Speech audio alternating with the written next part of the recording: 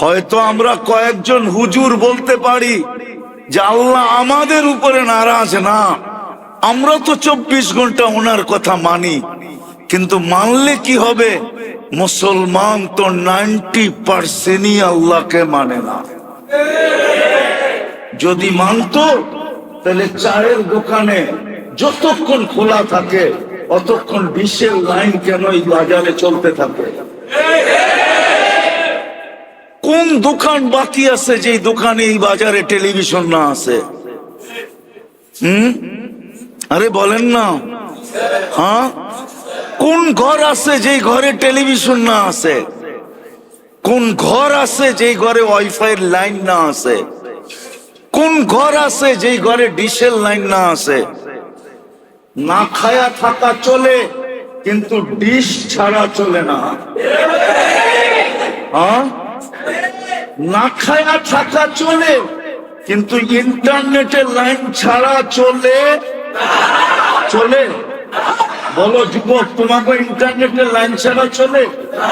এক বেলা না খায়া থাকা চলবে, 2 বেলা চলবে, এমনকি দিনভর না খায়ও চলবে, কিন্তু ইন্টারনেটের লাইন ছাড়া?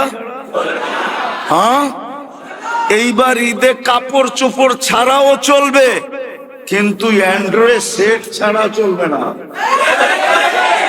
ঠিক না?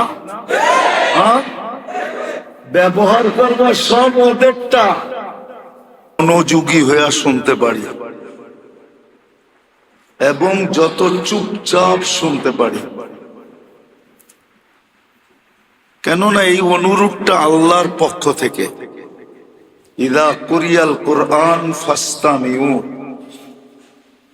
যখন কোরআন বা কোরআনী কথা শোনো তো বিলকুল দিলের কান লাগায়া শোনো। আনসিতু, বিলকুল চুপচাপ শোনো। কেননা আজকে যদি আমরা এই কথাটা বুঝি না বা বুঝতে চাই না, 1400 বছর আগে মক্কার কাফেররাও এই কথাটা বুঝতো। যদি ওরা কাফের ছিল, কিন্তু ওদের এই বুঝটা ছিল যে কোরআন এবং কোরআনী কথা মনোযোগ দিয়া শুনলে আমার দিলে লাগবেই লাগবে। এই জন্য ওরা চিৎকার দিয়া বলতো, লা তাসমাউ লিহাদাল কোরআন, কোরআন কোরআনী কথা মনোযোগ দিয়া শুনো না। শুনলে কি হবে? লাআল্লাকুম তাগলিবুন, তাইলে তোমরা কোরআনের সামনে পরাস্ত হবে। এই জন্য আমি সবার কাছে হাত জোর অনুরোধ করব, আজকে যত মনোযোগী হয়ে কথাগুলা শুনতে পারি এবং চুপচাপ। হ্যাঁ, আপনাদের কাছ থেকে যদি কোনো উত্তর চাওয়া হয়, জবাব চাওয়া হয়, তাইলে আমরা জবাব দিব। কিন্তু যদি না চাওয়া হয়, বিশেষ করে যুবকদেরকে বলবো, শুধু শুধু আওয়াজ করব না। কেননা ওয়াজটা মনে হয় হওয়ার কথা ছিল বাহিরে, ঠিক না? হতেছে কোথায়? আল্লাহ মনে হয় চান নাই, ওয়াজটা মনে হয় কবুল হয়ে গেছে। এই জন্য আল্লাহ চান নাই যে কবুল জিনিসটা বাহিরে হোক, এটা চান না, এটা যেন আমার ঘরের ভিতরেই হয়। এই জন্য ওয়াজটা আজকে ঘরের ভিতরে হইতেছে, নাইলে এটার হওয়ার কথা তো ছিল। বৃষ্টি তো নাই, ঠিক না? আছে বৃষ্টি? ওয়েদার তো খারাপ না, ঠিক না? বাইরে আরো ঠান্ডা বেশি। এখন আপনাদের এইখানে টেম্পারেচার হইল 27, এসিও মানুষে 27-এ দিয়ে ঘুমায়। বাহিরের ওয়েদার খুব ঠান্ডা, কিন্তু ওয়াজ হইতেছে কোথায়? বোঝা গেল এটা গ্রহণ হয়ে গেছে, কবুল হয়ে গেছে। এই জন্য আল্লাহ বলে এটা বাহিরে হইতে দিব না, এটা হবে তো আমার ঘরেই হবে। এই ঘরটা কার? আল্লাহর ঘরে। এই জন্য আমি প্রথমেই বললাম যে ওয়াজের লক্ষণে বোঝা যায় যে ওয়াজ আল্লাহর কাছে কবুল হয়ে গেছে। এই জন্য যত মনোযোগ দিয়ে শুনতে পারি, আর কথা কিন্তু লম্বা হবে না। 10টা বেজে গেছে, 3:58 আজকে ফজরের ওয়াক্ত শুরু হবে। কত? 10টার উপরে বাজে, 10টা 5 ধরে নিলাম, 10টাই 11, 12, 1, 2, 3, 4, 6 ঘন্টা পরেই ফজরের আজান, ঠিক না? যাব, ঘুমাবো, তারপরে ফজরে আসবো, ঠিক না? সত্য তো? এরকম ওয়াজ কিয়ামত পর্যন্ত হইতে থাক, তারপরও এক ফজরের জামাতের সমান হবে না। মুসলমান যে আজকে সারা দুনিয়ায় নির্যাতিত, কেন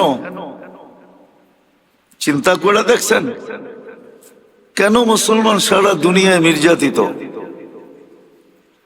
আমরা কে?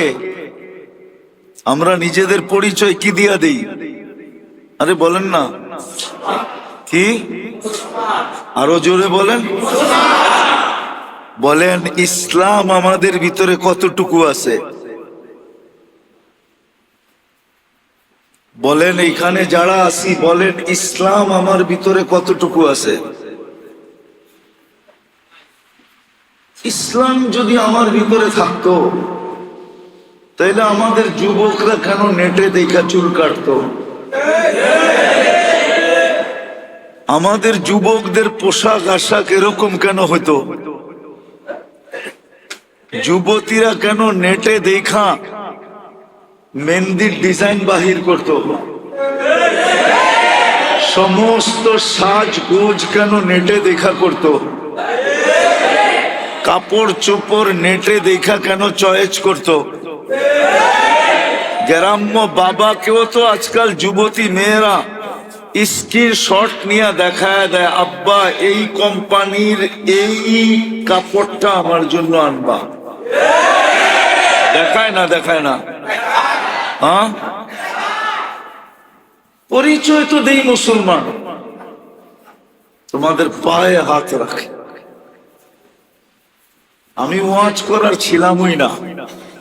জেহাদি সাহেবের ওয়াজের পরে আমার ওয়াজ চলবে, এটা আমি কোনো মতেই মেনে নিতে পারি না। আমি তো ওনার ওয়াজ শুনতে ছিলাম 9টার থেকে বসা বসা, এরপরে ওয়াজের দরকার ছিল না, কিন্তু চলে আসছি। এই জন্য তোমাদেরকে কিছু বলতে চাইতেছি যে আজকে আমরা মুসলমান দাবি করি বটে, কিন্তু ইসলাম আমাদের ভিতরে কতটুকু?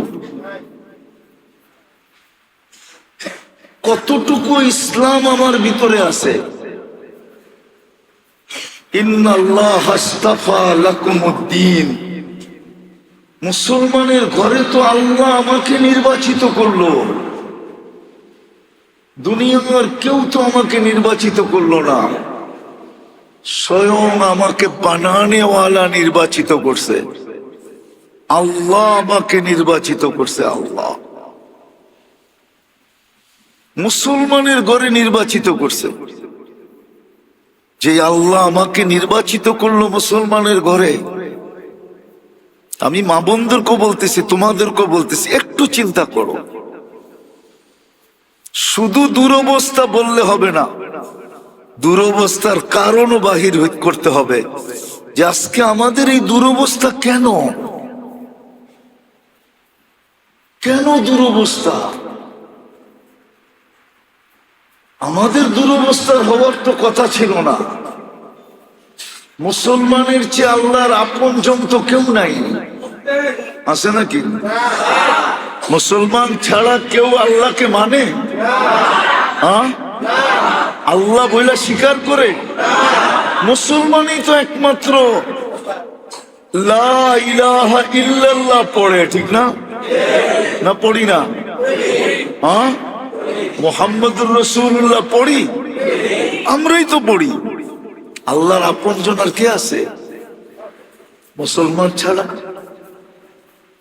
আল্লাহর কাছের কে আছে? আল্লাহর প্রিয় কে আছে? আল্লাহর আপনজন কে আছে? তাদের এই দুরবস্থা আজকে।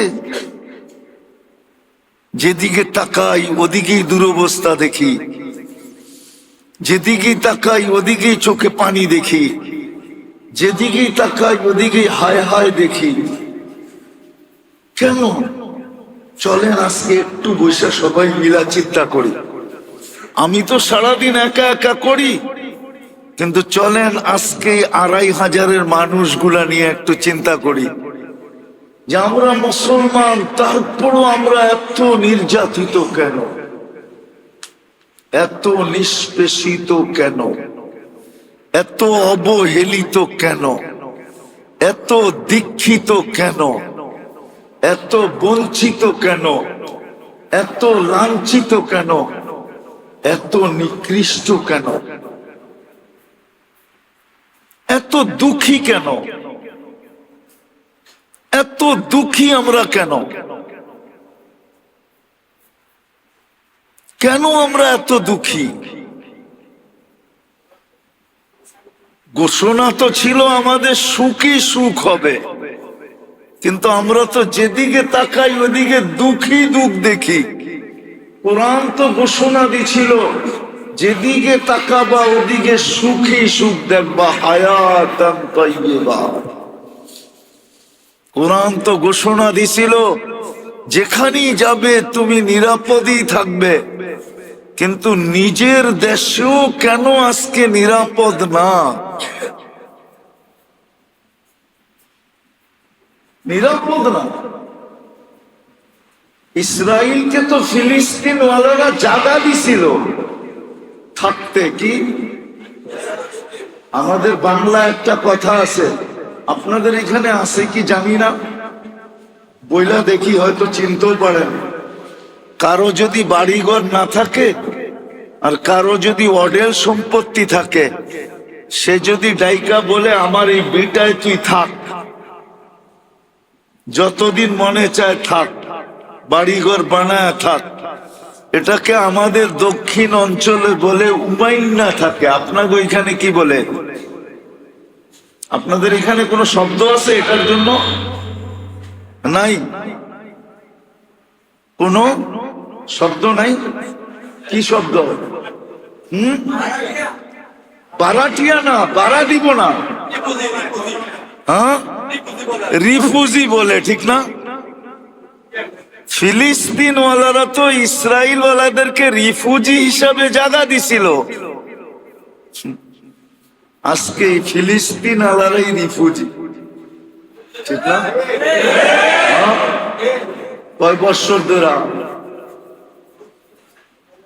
৭৫ বছর ধরে। কত? টানা ৭৫ বছর। আচ্ছা বলেন, ফিলিস্তিন আলারা উপকার করছিল না অপকার করছিল? হ্যাঁ, ইসলামে উপকারের হুকুম আছে না নাই? তাহলে ৭৫ বছর ধরে নির্যাতিত কেন? কি কারণে নির্যাতিত? সারা দুনিয়ার মুসলমান কেন নির্যাতিত? আমাকে বুঝান। আমি কথা গুছায়া নিয়ে আসছি, আমাকে বুঝান কেন নির্যাতিত। পরিচয় তো দেই, আমি কি মুসলমান। আল্লাহ যেন বলতে চাইতেছে তুমি পরিচয় তো দাও মুসলমান। আমিও তোমাকে অস্তিত্ব দিছি মুসলমানের ঘরে, নির্বাচিত করছি মুসলমানের ঘরে, কিন্তু তুমি আমার ইসলামের ইজ্জত রাখো নাই। তোমার ভিতরে ইসলাম আছে তো আছে কতটুকু? কতটুকু আমাদের ভিতরে ইসলাম আছে? যুবক, বুকে হাত দিয়া বলো তোমার ভিতরে ইসলাম কতটুকু আছে। আজকে তোমার চুলের ডিজাইন তো বলে না তোমার ভিতরে ইসলাম আছে।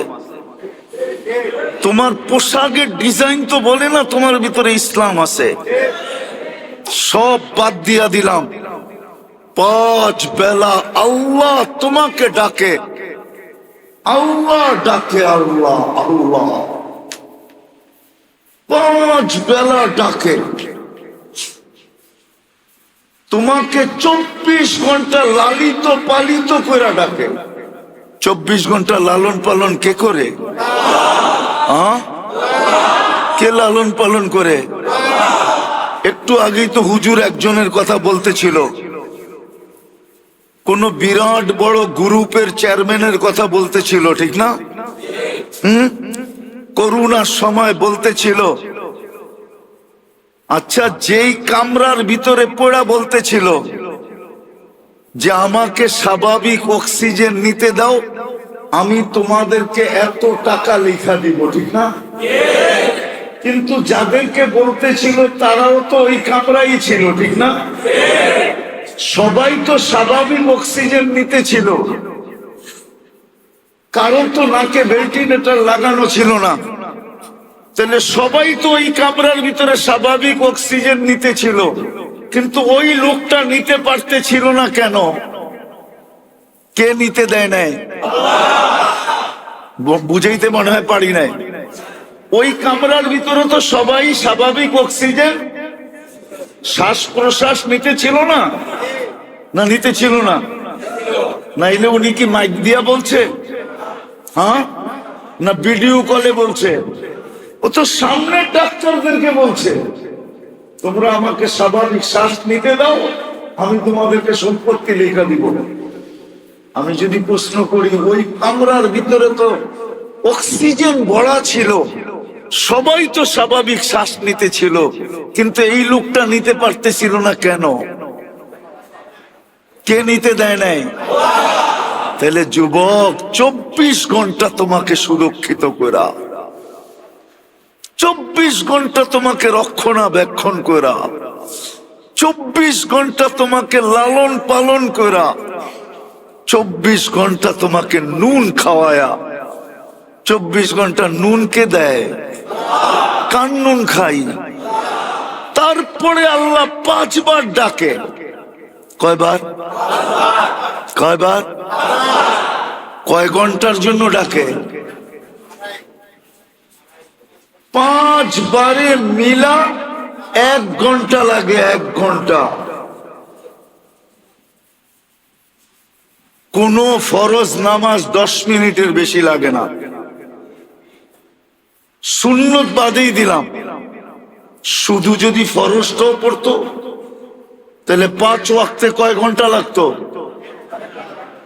1 ঘন্টার জন্য ডাকে। কে ডাকে? কোন আল্লাহ? আমাদের হায়াত কার হাতে? রাখে আল্লাহ, মারে কে? কেউ পারে? মারে আল্লাহ, রাখে রাখতে পারবে? এমপি সাহেব আইলে রাখতে পারবো না? মন্ত্রী সাহেব, প্রেসিডেন্ট, প্রধানমন্ত্রী, এসপি, ডিআইজি, আইজি সাহেব যদি আসে, সেনা প্রধান যদি আসে, পোশাক টোশাক পয়রা যদি আসে, বন্দুক সন্দুক যদি লইয়া আসে, পারবো না? আজরাইল একটুও ভয় পাইব না? এটি দেখো দৌড় দিব না? তাহলে তুমি তো বিশ্বাস করো মারে আল্লাহ, রাখে কে? রাখে আল্লাহ, মারে কে? ওই আল্লাহই তো ডাকে। কয়জন মসজিদে আসে?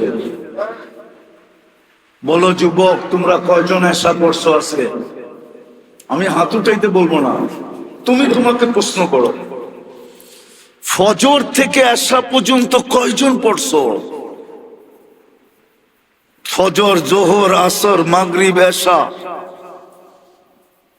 হ্যাঁ, এখন যদি তোমাকে কোনো পদস্থ লোক ফোন দেয় যে জলদি আয়, তোর লোকে একটু গল্প করবো, কি কি করবা? আরে কও কি করবা? হ্যাঁ, এক হাতে প্যান্ট ধরবা আর এক হাতে দৌড় দিবা, ঠিক না? হ্যাঁ, আল্লাহ তো 5 বেলা কথা কইতে ডাকে। মুসল্লি ইউনাজি রব্বা, নামাজি আল্লাহর সাথে কথা বলে। আল্লাহ তো কথা বলতে ডাকে। চল দুইজনে মিলে একটু কথা বলি। সারা রাত্র ঘুমাইলি, তোর সাথে কথা হইল না। ফজর কিন্তু হয়ে গেল, তোকেও কিন্তু উঠায়া দিলাম। ইচ্ছা করলে চির নিদ্রা দিয়া দিতে পারতাম। কিয়ামতের আগে আর তোকে উঠানোর কারো সুযোগ হইতো না। কোনো মেডিসিন তোকে উঠাইতে পারতো না, কোনো ডাক্তার তোকে উঠাইতে পারতো না, কোনো টেকনোলজি তোকে উঠাইতে পারতো না, কোনো প্রযুক্তি তোমাকে উঠাইতে পারতো না। যদি আল্লাহ সকালে না উঠাইতো, আল্লাহ বলে উঠাইয়া দিছি, সারা রাত্র ঘুমাইছিস, তোর আর আমার কথা হয় নাই, চল ফজরের সময় আয় না, দুইজনে একটু কথা বলি না। ফজর যখন পার হইয়া জোহর হয়, তা আল্লাহ বলে সেই জোহরে কথা, ফজরে কথা হইলো, এখন তো জোহর হয়ে গেল, দুইজনের কথা তো হইল না, আয় না একটু দুইজন মিলা কথা বলি না। আবার আসরের সময় বলে সেই জোহরে কথা হয়েছে, এখন আসর হয়ে গেছে, দুইজনের কথা হয় নাই, আয় না একটু কথা বলি না। আবার মাগরিবে ডাকে, সেই বিকালে কথা হইল, এখন তো রাত্র হয়ে গেল, চল না দুইজনে মিলে একটু কথা বলি না। কি ফোন করতে দেরি, দোস্তের থেকে বাইক লইয়া দৌড়াইতে তো দেরি করো না, ঠিক না? আজ পর্যন্ত তো প্রমাণ আছে, ছলনায় ফালায়া কতজনকে জবা কইরা বাড়িতে পাঠাইয়া দিছে, ঠিক না? কি 2,500-এ 2-একটা ঘটনা এরকম নাই? ছলনায় ফালায়া জবা কইরা কই পাঠাইয়া দিছে? হ্যাঁ, বস্তায় বইরা বাড়িতে পাঠাইয়া দিছে, ঠিক না? খালি মেসেজ দিছে আমি ওইখানে আসি, দোস্তের তে বাইক লইয়া দৌড় দিতে তো দেরি করো না। বাইক না পাইলে অটোওয়ালারে কও চোখ বন্ধ করে চালা, ঠিক না? কিন্তু তো জানো না আসল ভালোবাসা না বস্তা করবো তোমার। আল্লাহ তো বস্তা পড়ার জন্য ডাকে না, আল্লাহ তো জান্নাত দেওয়ার জন্য ডাকে। আল্লাহ তো তোমাকে কাছে করার জন্য ডাকে, আল্লাহ তো বন্ধু বানানোর জন্য ডাকে, আল্লাহ তো প্রিয় পাত্র বানানোর জন্য ডাকে, আল্লাহ তো জান্নাতের চাবি দিতে ডাকে, শুধু কথা বলতে ডাকে না। নামাজের বিনিময়ে জান্নাত মিলবে কেন জানেন? এটা আল্লাহর সিস্টেম। যাকে আল্লাহ কথা বলার সুযোগ দেয় তাকে আর শাস্তি দেয় না, তাকে আর শাস্তি, যাকে আল্লাহ কথা বলার সুযোগ দেয় তাকে আর শাস্তি তো একে দিবে কোথায়? শাস্তি যদি না দেয় তো দিবে কোথায়? এই জন্য নামাজের জন্য জান্নাতের চাবি। তো যেটা বুঝাইতেছিলাম, আল্লাহ ডাকে। এশারের নামাজ কেন জানেন? আল্লাহ বলে মাগরিবে তো কথা হইলো, এখন তো তুই ঘুমায়া যাবি, সকালে উঠাইলে না উঠা হবে, যদি না উঠাইলাম তাহলে তো আর উঠা হবে না। চল না ঘুমের আগে একটু কথা বইলা ঘুমাস না, যাতে চইলা আসলে আমি বলতে পারি আমার সাথে কথা বইলা আসছে। ভালো জায়গায় রাখো। কোথায় রাখো? ভালো জায়গা কোন জায়গায়? জান্নাতে রাখো। আমার সাথে কথা বইলা আসছে, আমার সাথে কথা বইলা আসছে, ভালো জায়গায় রাখো। তা আমি যেটা বুঝাইতেছিলাম, আমরা পরিচয় দেই মুসলমান, কিন্তু আমরা নির্যাতিত কেন? কারণ এটাই পরিচয় তো দেই মুসলমান, চিন্তা তো করি না আমার ভিতরে ইসলাম কতটুকু আছে, আমি ইসলামকে কতটুকু মানি। আজকে আল্লাহ আমাদের উপরে নারাজ, আল্লাহ আমাদের উপরে নারাজ।